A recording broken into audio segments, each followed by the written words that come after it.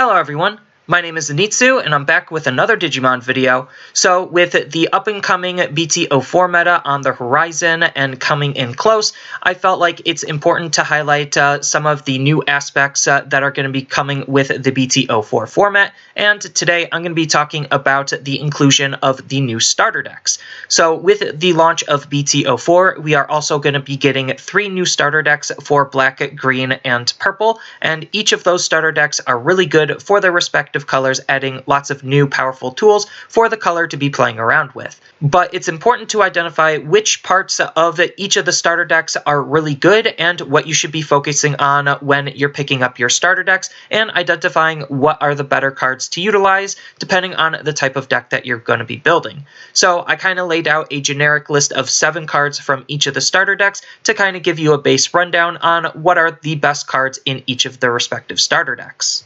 Keep in mind that this list is subjective to my opinion, so this is just what I personally feel like is important in each of the starter decks, and you're still going to want to pick up 2 of any of the given starter decks if you're planning on playing in that color anyway, so just keep that in mind going into this.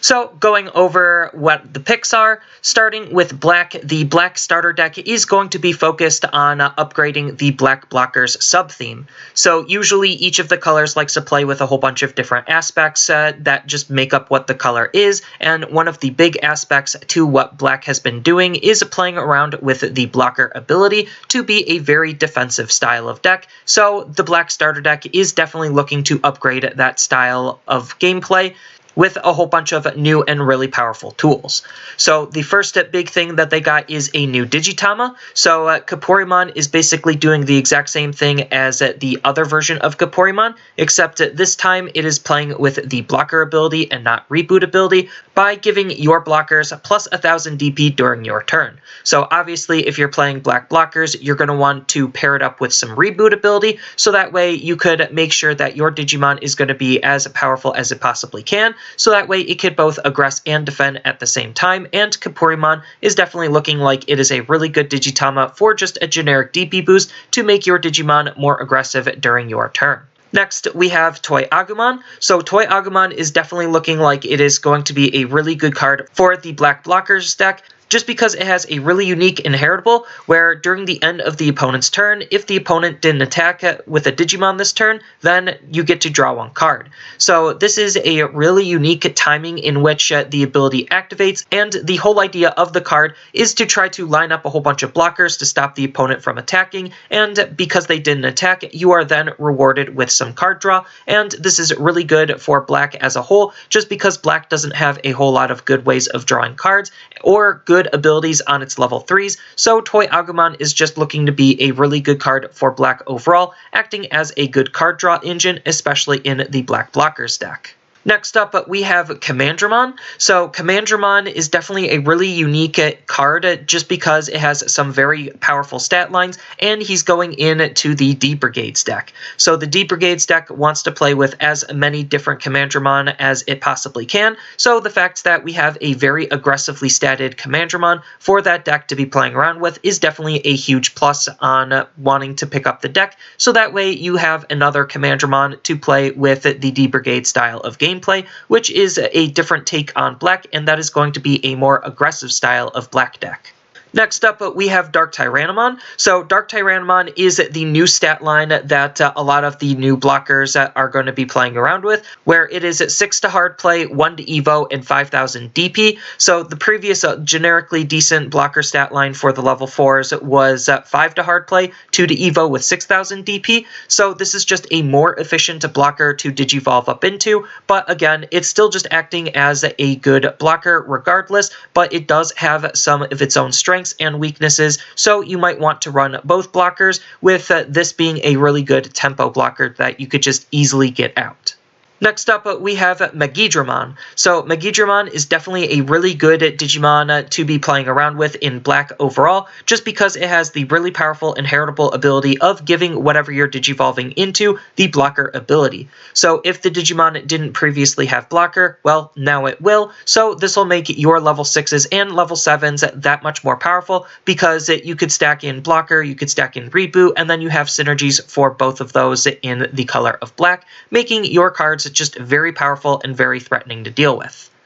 Next up, we have Dark Side Attack. So Dark Side Attack is looking to be a really good black option card just because black doesn't really have a lot of good removal cards. So previously, the way that black generally likes to deal with the opponent's Digimon is to de-digivolve them, so that way you weaken them, and then ideally you just make them so weak that they don't want to attack because they'll just get deleted by your blockers anyway. So the fact that we now have a removal card that synergizes and interacts with the de-digivolve mechanic by allowing you to delete one of your opponent's Digimon with a play cost of 7 or less just means you actually have a black removal option card, and that's still just pretty good. Even if the restrictions aren't super conducive to making it a good removal card, something is still better than nothing. But it does also have the really powerful security ability of activating its main effect, so whether you actually hard play it or it's coming out of your security, you'll still be able to attempt to remove a Digimon that's on the field. And then the last card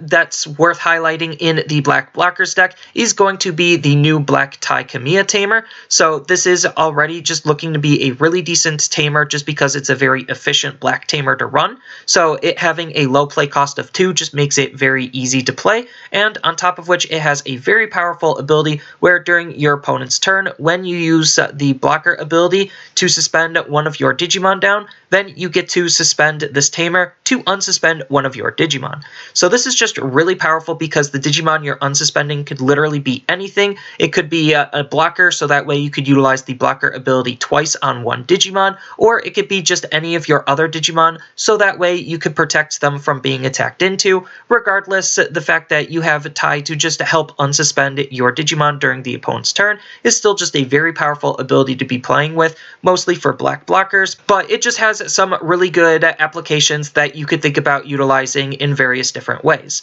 all depending on what you're playing and how you're playing it.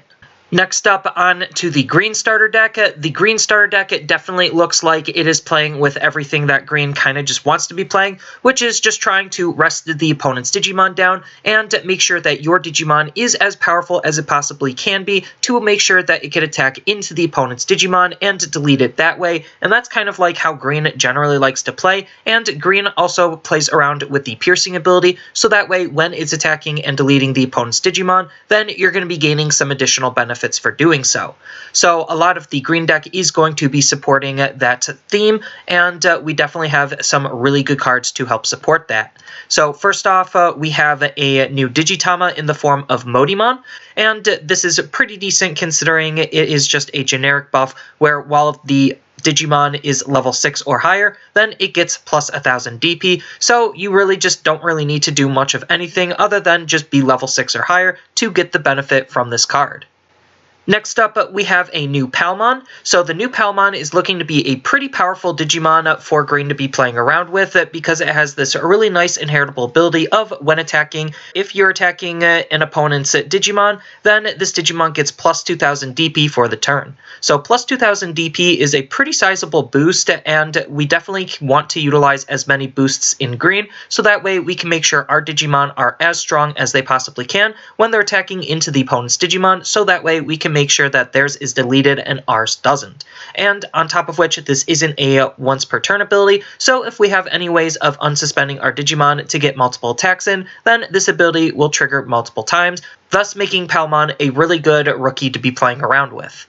Next up, we have Tentomon. So this new version of Tentomon is looking to be a absolutely insane card for the color of green, just because he has this very powerful on-play ability where we get to check the top card of our deck. Then if it's a green Digimon, we get to add it into our hand. Otherwise, we put that card back to the bottom of our deck. So the only cards this doesn't hit is non-green Digimon, Tamers, and Options. And if you're playing a mostly green deck, then you're going to have a very, very, very high success rate on being able to add that card to your hand. So Tentomon basically is the equivalent of Gabumon from BT01, where you just on play draw a card, and this is just looking to basically fulfill that same role. So it's just a very good Digimon for green to be playing around with, especially since we have cards like Argamon level 5 to help cheat it into play to trigger its ability, or just being able to want to hard play it so that way we have an extra body on board. Regardless, it's still just a very good card to be playing around with, just because green doesn't have a whole lot of good ways of drawing cards,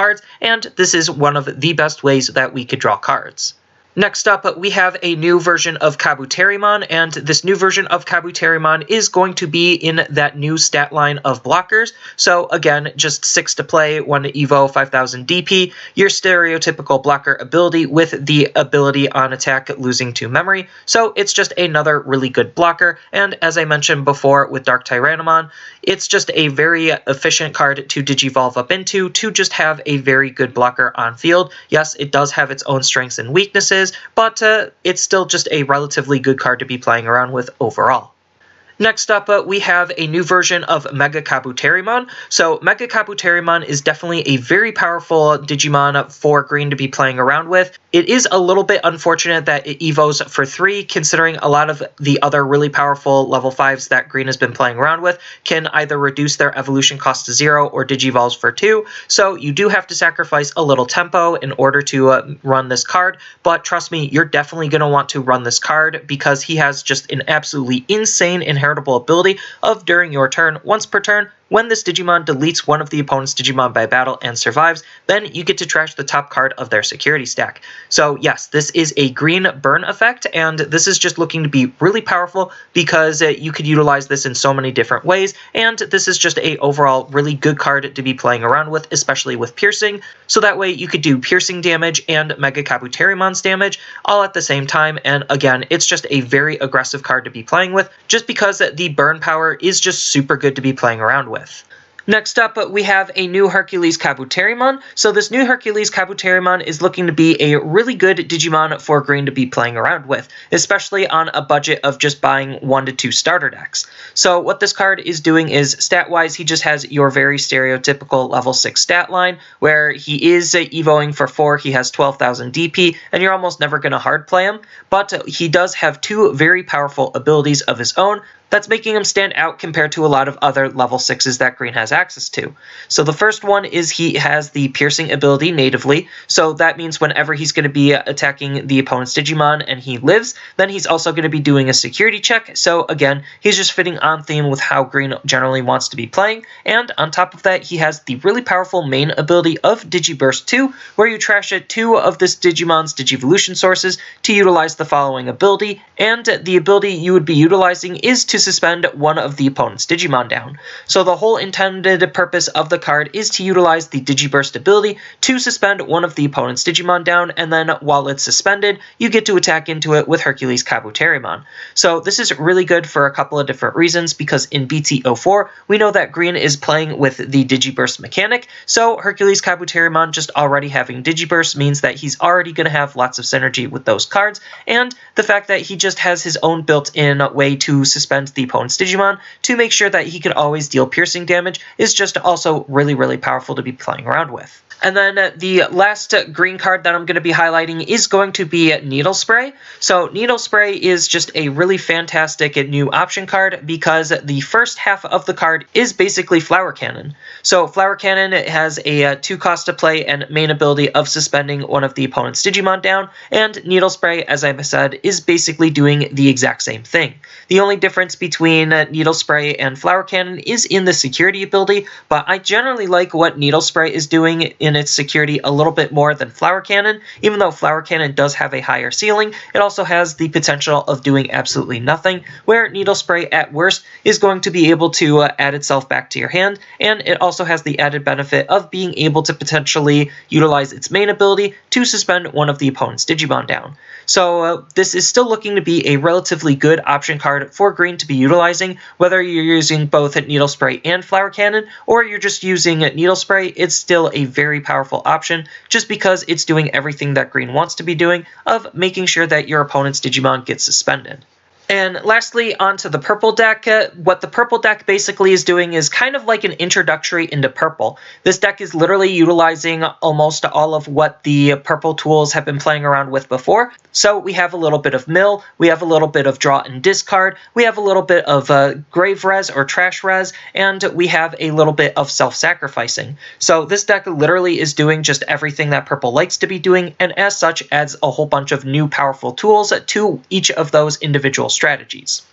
So the first big card that I'm going to be starting off with is going to be the new Digimon. So the new Digimon is looking to be a really good card to be picking up just because it's already being a very aggressive rookie. So if you want to play more of a Rookie Rush style of deck, then this is just another very aggressive rookie that you could be playing around with, just because the play cost of 2 is very low compared to a lot of other rookies, and the 4000 DP is relatively high, again, compared to a lot of other rookies, just making him a very good rookie to be playing around with. But what you're really going to be trying to utilize this card for is the fact that he is a Devimon for the new Dan Devimon deck that we're getting thanks to the Anniversary Devimon promo, where you just want to run a couple of different Devimons. So the fact that this is a Devimon to play with it for those cards definitely makes him a really good card to be picking up. Next up, we have a new Devimon. So this new Devimon is doing the exact same thing as Kabuterimon and Dark Tyrannomon, where it is just the new blocker with the new stat line.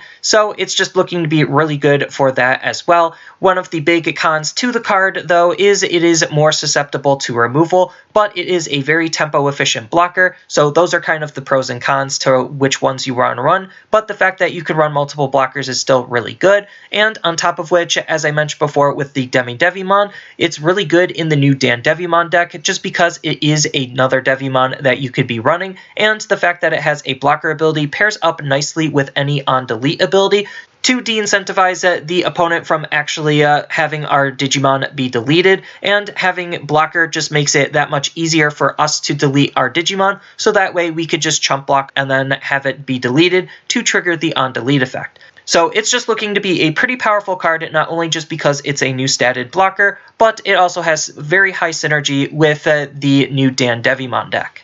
Next up, we have Skull Satamon. So Skull Satamon is a little bit of an interesting pick here, just because he has a really nice when Digivolving ability where we get to return 1 purple card from our trash to our hand. So this is basically just doing a lot of what purple likes to be doing, which is selectively filling up its trash or just self-milling to fill up its trash and utilize its trash in some very meaningful ways. So Skull Satamon, basically adding any purple card from our trash back to our hand, is still just a very powerful ability to be playing around with. Next up, we have a new Weregarurumon. So this Weregarurumon is looking to be pretty good for purple as a whole, just because it's doing something that purple hasn't really done a whole lot of before, and that is actually DP boost their Digimon, so that way they can actually be more powerful than their baseline stats. So what this card is doing is he has a nice inheritable ability where during your turn, while you have 5 or more cards in your trash, this Digimon gets plus 2000 DP. So the only other times that we've seen DP boost is on Yama, and that's kind of about it.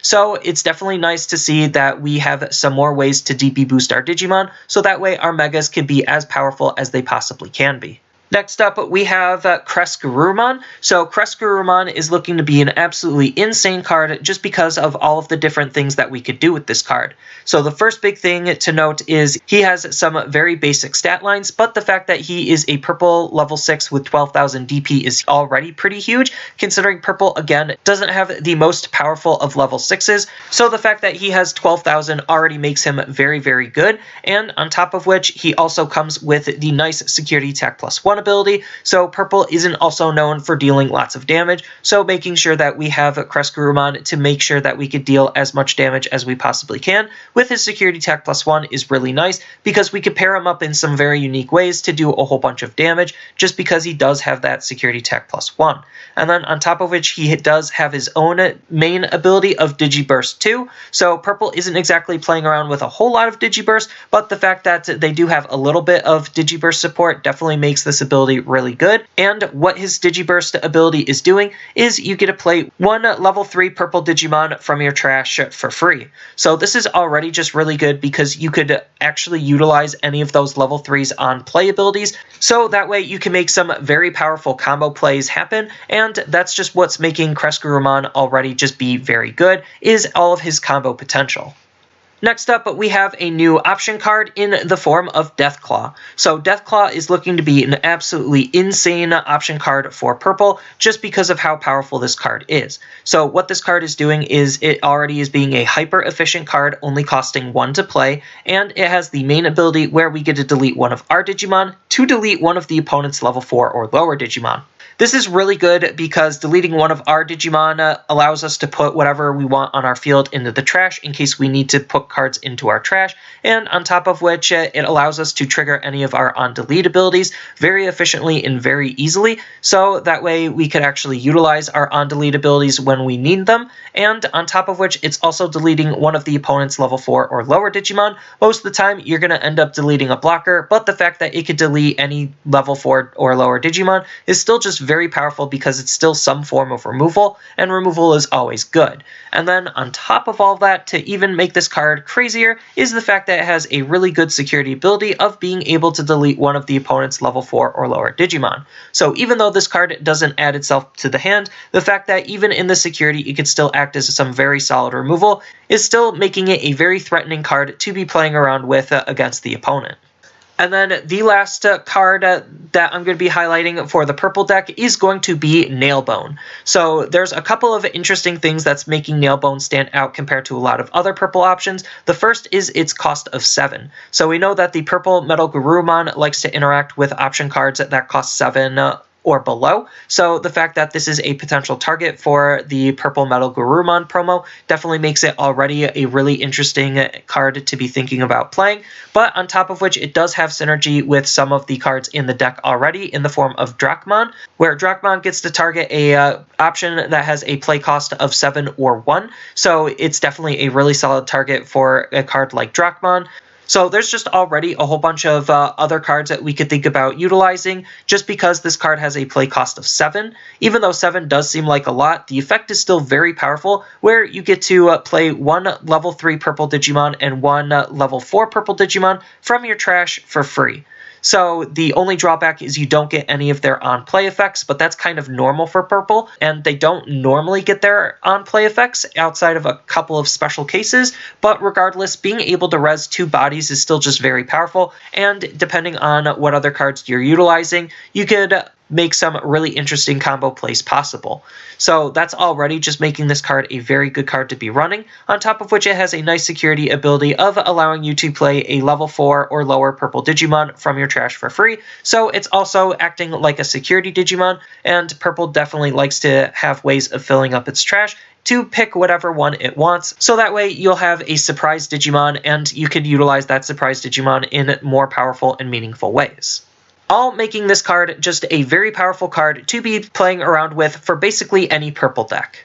But each of the decks for their respective colors are good in their own rights, and you definitely could utilize a whole bunch of different cards in the booster sets to upgrade these decks to make these decks very powerful. But like I said, the whole point was to highlight some of the key cards that's making these decks really good, not only just for themselves, but for a whole bunch of other aspects in terms of what the color is doing for a whole bunch of other different decks. So that's all I really have for this video. As always, feel free to tell me your thoughts down in the comments below, and don't forget to like, share, and subscribe for more content, and I'll see you in the next video.